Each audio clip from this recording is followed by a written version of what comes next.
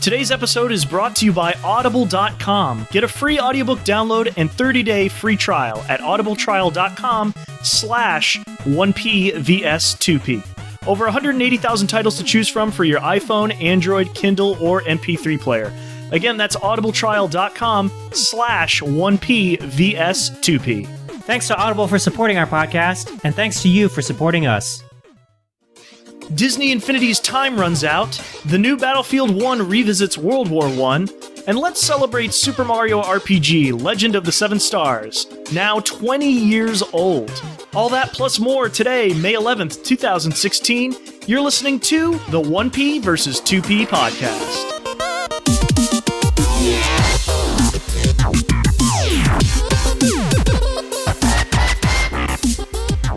I'm Taylor Ray. With me, as always, is my brother and co-host, Ryan Ray. Let's begin with First Attack. The top stories from this week in gaming. This is breaking news. We're recording this on a Tuesday, but we're releasing it on a Wednesday. Disney is putting an end to the Toys to Life series Disney Infinity, and they're also discontinuing their, quote, self-published console games business, end quote. Disney has said this today in their Q2 earnings report for 2016 by taking a whopping $147 million charge hit. So they're going to wrap things up after 2 final retail releases. There's going to be 3 new movie tie-in characters from the new Disney movie Alice Through the Looking Glass later this month, and also Finding Dory. That playset is launching next month. After that, they're done with Disney Infinity. Wow.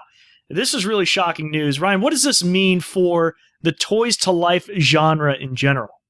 This seems like Disney is really pulling out of that after they launched a successful Star Wars branding into Disney Infinity. And the year before that, when they acquired Marvel, they also launched a bunch of a Marvel line of Disney Infinity toys. And this seems like this is going to be the end for Disney Infinity. Additionally, Ben Fritz of the Wall Street Journal, who's the reporter who broke this story about Disney pulling out of Infinity, said that this is probably going to be the end of Disney as a video game publisher. They're also closing Avalanche Software, which was the principal developer behind Infinity.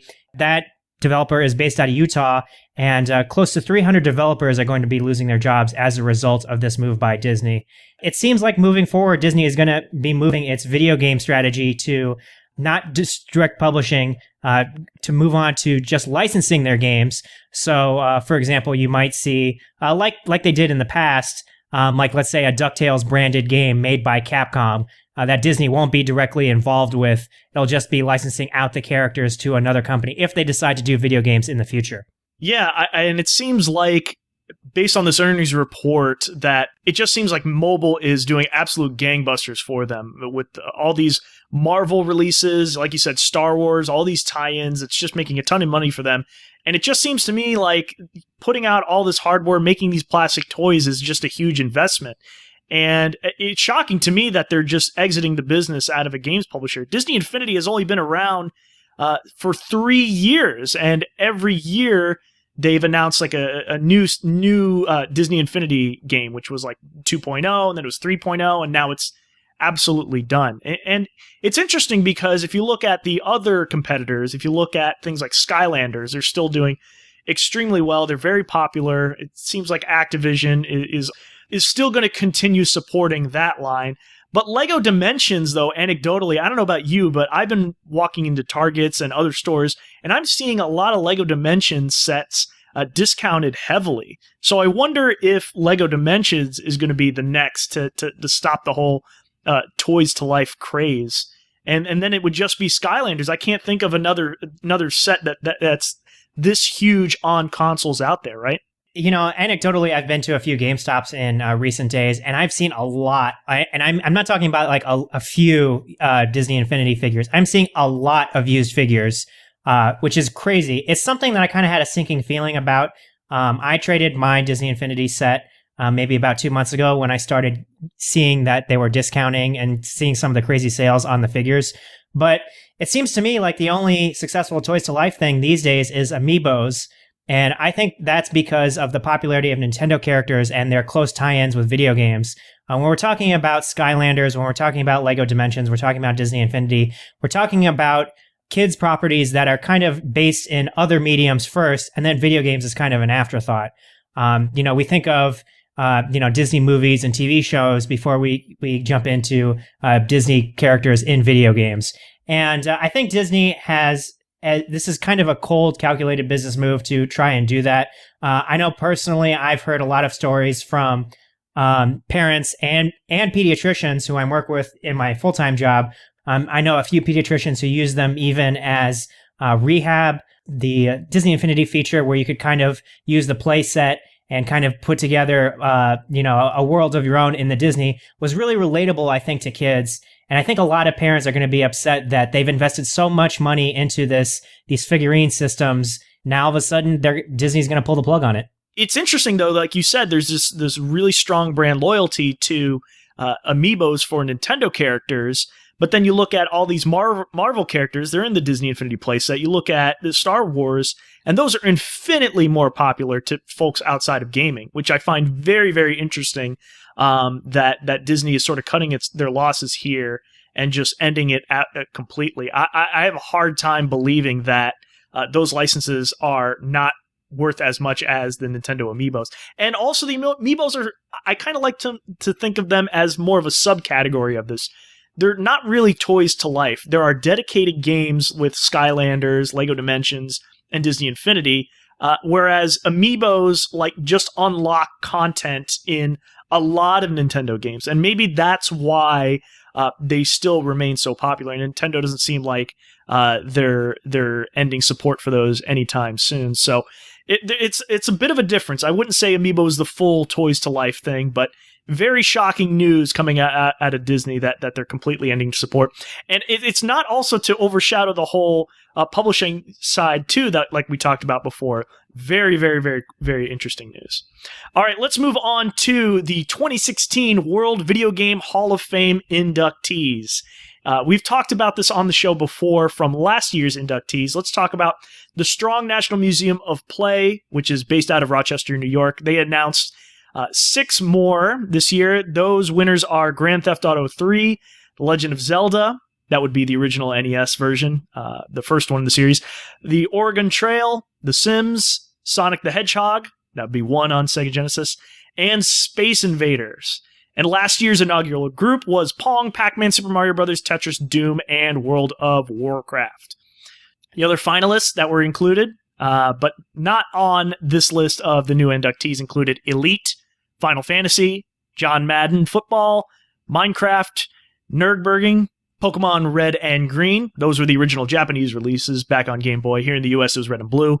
Sid Meier's Civilization, Street Fighter II, and Tomb Raider. Those are the finalists that did not get inducted this year. Ryan, of the ones that won this year, which one had the biggest impact in your life? Wow. That's really hard to say. I think I probably spent a lot of time with Grand Theft Auto 3. That was probably the game that kind of opened me up to the possibility of open world games. That game was originally released on the PS2, and then because it was such a huge hit for Rockstar, and it basically made Grand Theft Auto the franchise it is today. Grand Theft Auto 3 is kind of like the modern day version of Doom. If it connects to, if it's a computer, if it's a video game console, you can probably play it on it. It was just such a mind-blowing game for the time, and Grand Theft Auto 3 was such a big deal and inspired such a vast majority of other games in its genre that still continue to this day. I mean, we're still playing games in that genre. What about you? I'd have to agree with you that GTA 3 sort of changed everything. Everyone is trying to go after that open world model. There are a ton of games even now today, and this game came out, what was it, early 2000s? I think it's 2001. So it's also interesting to note that is also the most recent game on this list. All the other ones are much older, surprisingly. So you can make the argument that Final Fantasy which did not get inducted this year, was a finalist, had a bigger influence on RPGs for the West because it's always been a very popular genre in Japan. it just really put Rockstar on the map. Like Grand Theft Auto 3 is, in my opinion, the most influential and the best in that series. As this kind of the 3D sandbox style game, it was just really, really, really, really fun. I don't want to discount the other inductees of this year. The Legend of Zelda certainly has one of gaming's most iconic symbols in the Triforce and Link, and eventually, like, The Legend of Zelda is a popular franchise. Like, people outside of video games know what The Legend of Zelda is. Same goes for the Oregon Trail. I know people who played The Sims who don't play video games regularly, and they are obsessed with playing that game. They play that game longer than I play most games. Space Invaders 2. Space Invaders seems like a game from a generation. Like, that and Pac-Man are probably the games that I would point to from the Atari and the arcade era of video games that, like, a lot of people spent a lot of time with Space Invaders. The one that I'm kind of curious about is Sonic the Hedgehog. I look at that game, and it's certainly iconic for the Genesis era, but I look at that game and I get sad because there haven't been a lot of great Sonic. For every good Sonic game, we get 3 bad Sonic games. And that's certainly true with Sonic the Hedgehog. I think Sonic the Hedgehog kind of peaked with Sonic CD. Some people would even go back as far as Sonic the Hedgehog 2. That was kind of a game that was supposed to rival Super Mario Brothers and kind of did for a while. Before kind of trailing off and going into its own weird thing by introducing all these new characters and animals. And, like, man, Sonic went to some really weird places. I think what makes this noteworthy is that Sonic was the best-selling Genesis game of all time. I'm looking this at the Polygon article that talks about these inductees.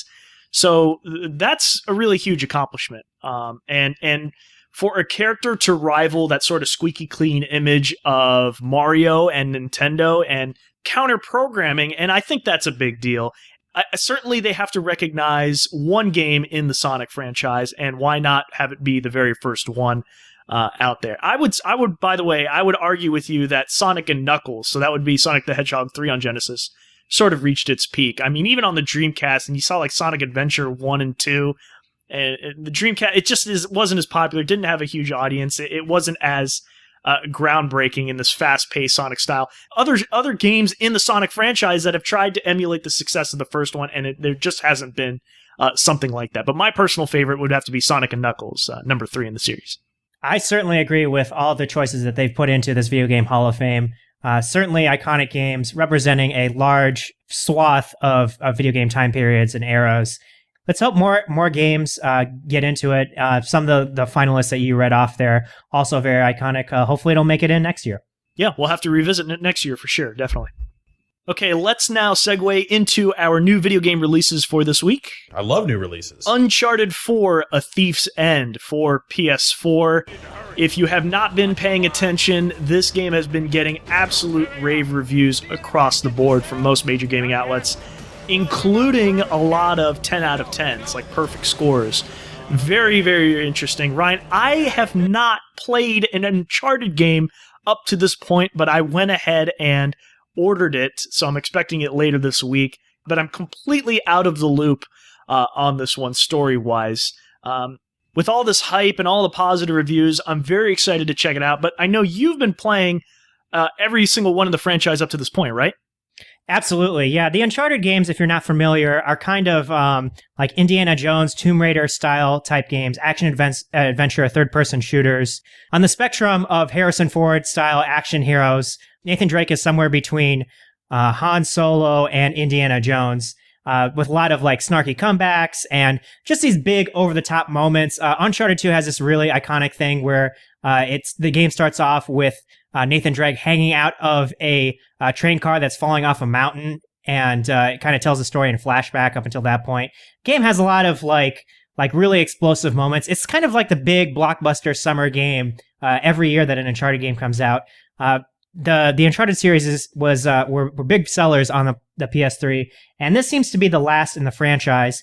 Some of the previews have been saying that the stories in this game, the story in Uncharted 4 specifically, is kind of going after a little more of a serious tone, more like a Naughty Dog's last big game, The Last of Us. And if you enjoyed that, expect to enjoy this. It's an early contender for Game of the Year. It also has multiplayer. I played the multiplayer in Uncharted 3, had a lot of fun with it. This time around, it has microtransactions, but I don't think you'll be missing out too much if you don't check that part out so much. I think fans of this series really go to the single player mode for the meat of the game. I recommend that you check it out. I'm excited for you to see, as a fan of video games who's never played Uncharted. That's a really big deal, and I'm curious to know what you'll think of it. Oh, well, I also checked out the companion app that they've put out. It's Nathan Drake Treasure Hunter. It's a simple platforming puzzle game. It's very similar to Lara Croft Go in its gameplay, and if you play in the game, you unlock some upgrades in the multiplayer. So there's a reason to play it as long as you sign in with your PSN ID within the app. So you link the two together. So the mobile game actually is not very good, to be honest, but very excited to check it out when it arrives. Yeah. All right, let's move on to Doom.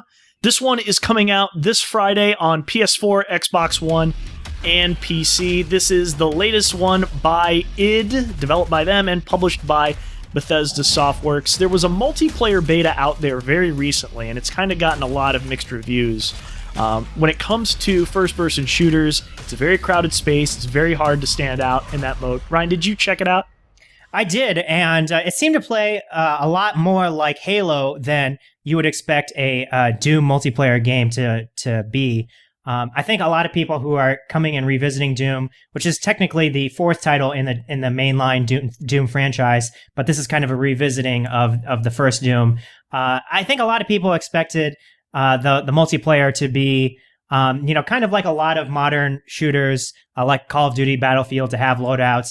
But Doom is this kind of very methodical game. It moves at a certain pace. And for it to have all these kind of like microtransactions, and for you to be able to like customize what the Doom guy looks like, and for you to be able to play as some of like Doom's iconic enemies like the Revenant, it was just, it lent itself to this really like weird thing that fans of Doom weren't really wanting out of the multiplayer.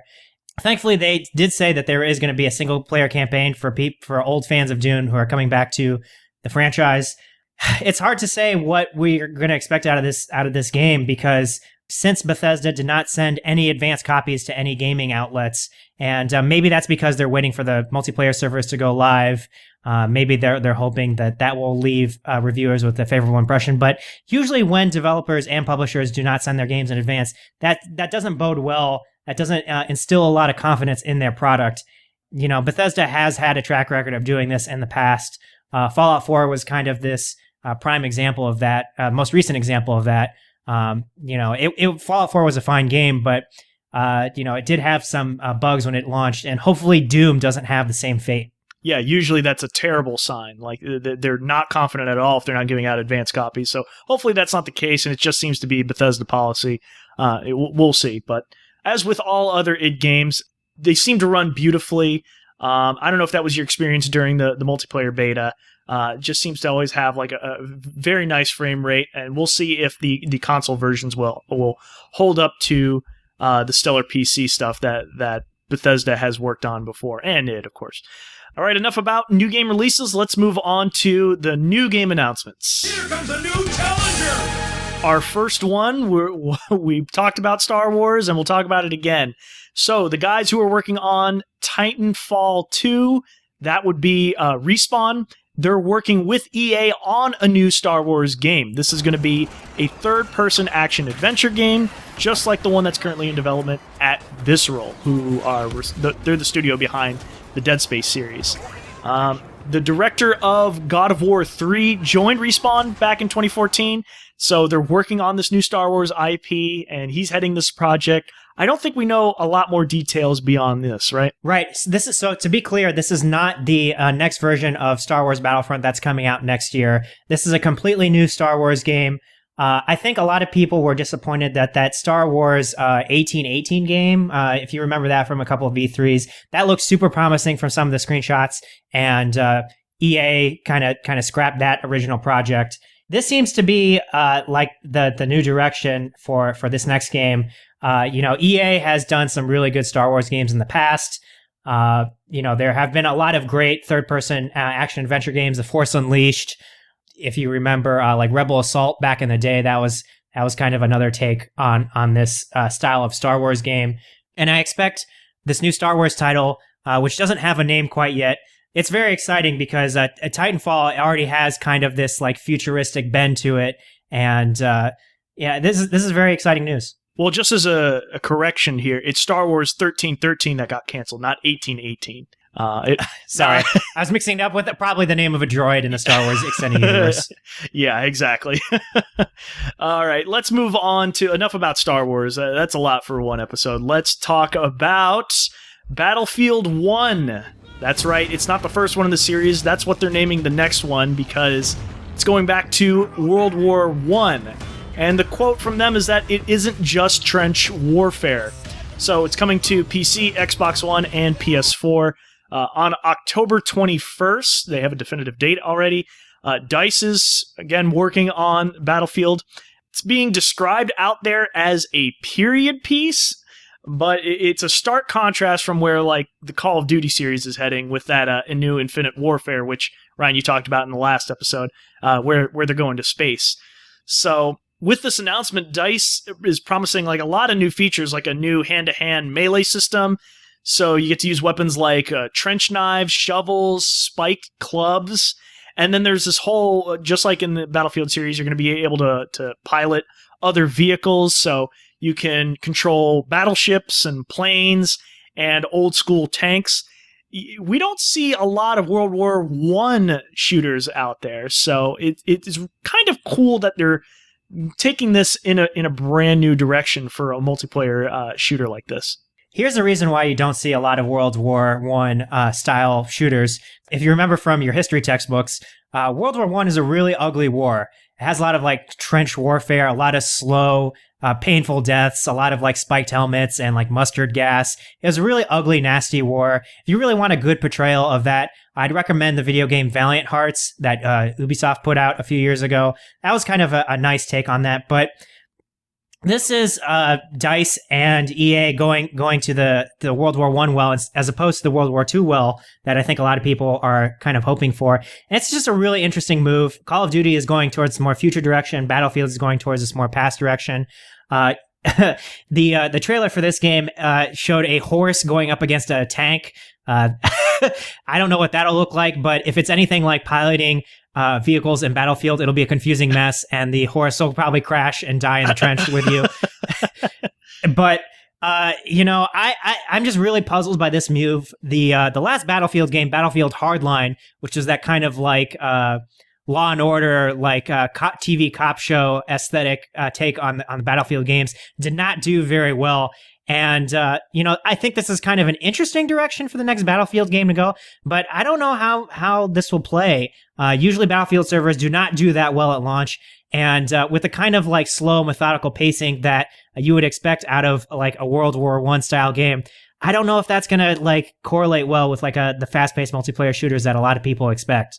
Yeah, but on that same note, there are so many modern shooters out there. I think Call of Duty, and Call of Duty also did the whole World War II scene very, very well in the early ones in that franchise. So it's just well-worn territory, and I want to see what they do between DICE and EA. I want to see what they do with World War I. We don't have a lot of those out there, and the ones that are kind of obscure, not very popular, available only on PC, and they're just not on this level of a scale when it comes to big, massive team shooter online games. So let's stay tuned for that coming this October. Let's move on to The Silver Case. This is the very first game that famed Japanese developer Suda51 released with his studio Grasshopper Manufacture. It's going to be reborn as a PC game sometime this fall, and it's going to get a worldwide localized release. So this is a part adventure game, part puzzle game, part visual novel, and this is the first time that it's going to be available with an official English translation. So very interesting. I'm a huge fan of Suda51's work. Ryan, talk more about what this game, where it's set in, and that sort of thing. Yeah, so this game is set in Tokyo, in the year of its original release, and tells a story of a mystery surrounding this silver case, and also involves detectives and murder and all the kind of like typical things you would see from this genre. A lot of the point and click adventure games are inspired by these Japanese titles. Think of Hideo Kojima's Snatcher, which was very hard to find here in the States. That inspired it basically inspired the whole plot line for Metal Gear, but beyond that, it inspired a lot of adventure-style games. And, I think a lot of people know Grasshopper Manufacturer from No More Heroes, from Lollipop Chainsaw. A lot of the more recent work is kind of like over-the-top, kind of weird, kind of very stylized action games. And I'm curious to see what his very first project looks like, because I think that kind of informs a lot of what that studio's future work will do. But yeah, I'm curious to see what this game is going to look like this fall. Yeah, he's worked on some bizarre games, like you said, like Lollipop Chainsaw, No More Heroes, Killer is Dead, Shadows of the Damned, all really, really interesting, neat games. But and Killer 7 as well, right? This original game, the Silver Case, it was originally released in 1999, so now, with this announcement, it's going to be released outside of Japan for the very first time. So, very cool. So, we'll have to revisit that and check it out when it's out on PC. All right, last but not least, we have Final Fantasy Brave Exvius. I don't even know how to pronounce that. EXVIUS. This is an RPG for iOS and Android. It's going to come to North America in the near future. We don't have a definitive date. This was announced by the publisher Square Enix. This has been available in Japan since last October, but it's different from a game that you enjoy, Ryan, Final Fantasy Record Keeper. Right. This seems to be building on the previous Final Fantasy mobile game, Final Fantasy All the Bravest, which was kind of a craptacular microtransaction-filled collection of Final Fantasy characters. Final Fantasy Record Keeper is super popular, and I think this new game, Brave Exvius, is building on the same style of combat and microtransactions. Record Keeper is this kind of game that builds on the Final Fantasy 1 style of combat. You play as 5 characters. You attack enemies in rounds, and there's a stamina, and there's all these free-to-play style mechanics with loot drops and building abilities and timers and countdowns and all this stuff. But if Brave Exvius is anything like Record Keeper, it's going to be super popular. I'm still playing Final Fantasy Record Keeper, so when this comes out, I expect to be checking it out and playing it on the daily. This week in gaming history.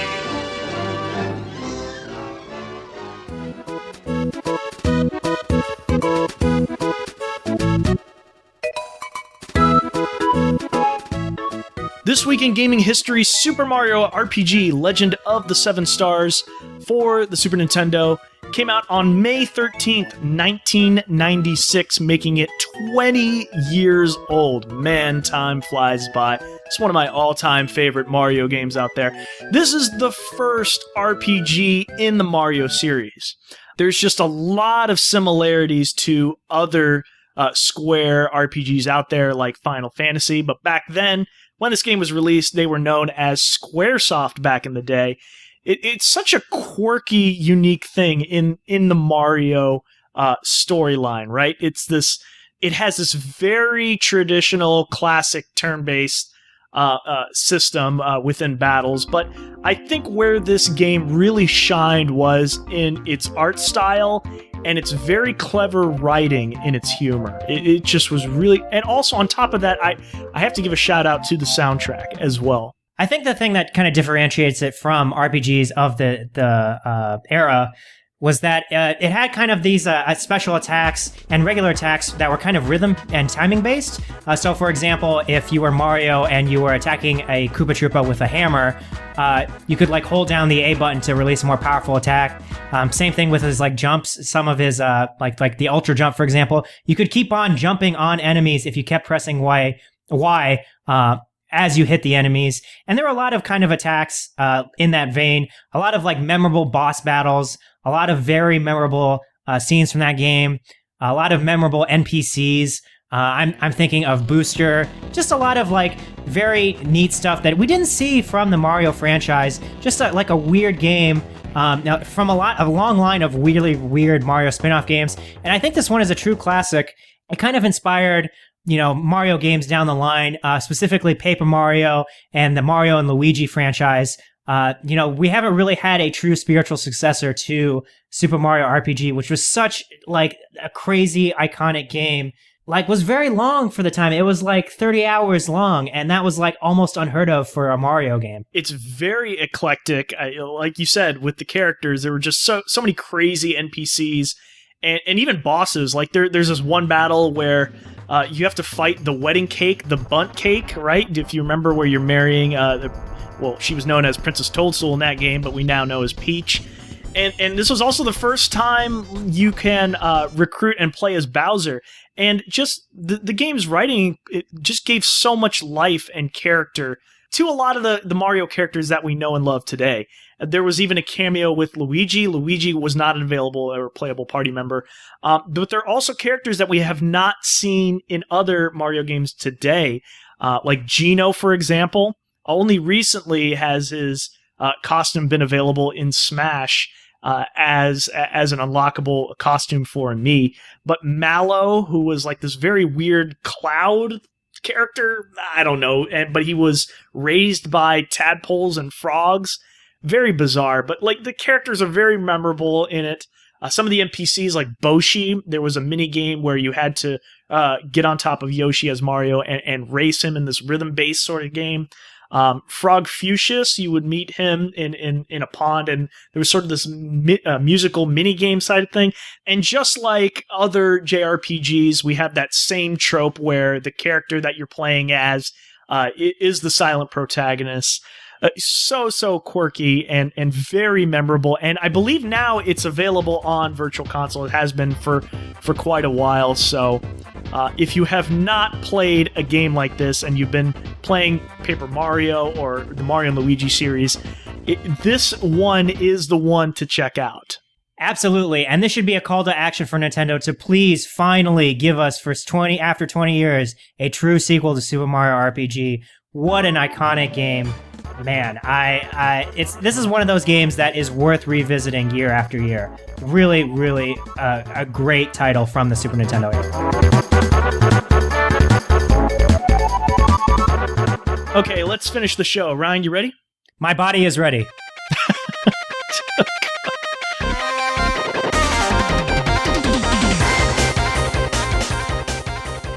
Fans are remaking classic RTS games like Command & Conquer and Red Alert with a new tool called OpenRA. It's an open source project that recreates and modernizes those Westwood classic RTS games by building a new engine and making them free to download. So far, there are 3 games supported: the original Command & Conquer, Red Alert, and Dune 2000. Command & Conquer is one of those RTS staples. I'm really glad these developers are coming back to a franchise that hasn't seen a new game in 8 years. Wow. Pornhub.com explains that Overwatch porn searches have increased about 817% since the multiplayer shooter's open beta last week. With 21 characters in the game, expect to see a lot of adult photos and videos if you're into that sort of thing on the internet. You remember when Blizzard had that sort of mini controversy about that Tracer pose where she's just showing her butt to the player? Yeah, I wish they had that controversy back, because it just got a lot worse for this game. Donkey Kong's all-time high score record was broken with what is possibly the most perfect game ever played. Wes Copeland did it without losing a single life. He played on a MAME arcade cabinet with a score of 1,218,000. If you haven't seen The King of Kong, a fistful of quarters documentary about the rivalry between Steve Wiebe and Billy Mitchell, don't bother, because their records were crushed a long time ago. Those guys are 18th and 19th on the all-time list at this point. Wow, and to think most Donkey Kong players can't even get past the first screen trying to rescue Daisy. That's it for this week's episode. If you liked our show, please subscribe, rate, and review us on iTunes and Stitcher. Please let us know what you think.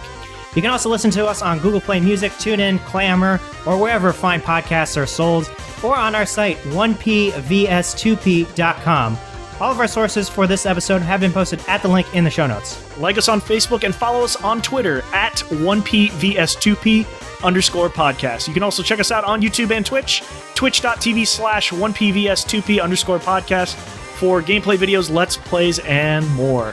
As always, we want to thank Phonetic Hero for the use of his songs for our show, Coffee Stomp and Super Manly Brothers X. Both of those songs are part of the compilation project Chiptunes Equals Win. Thanks for listening, everybody. We'll see you next week.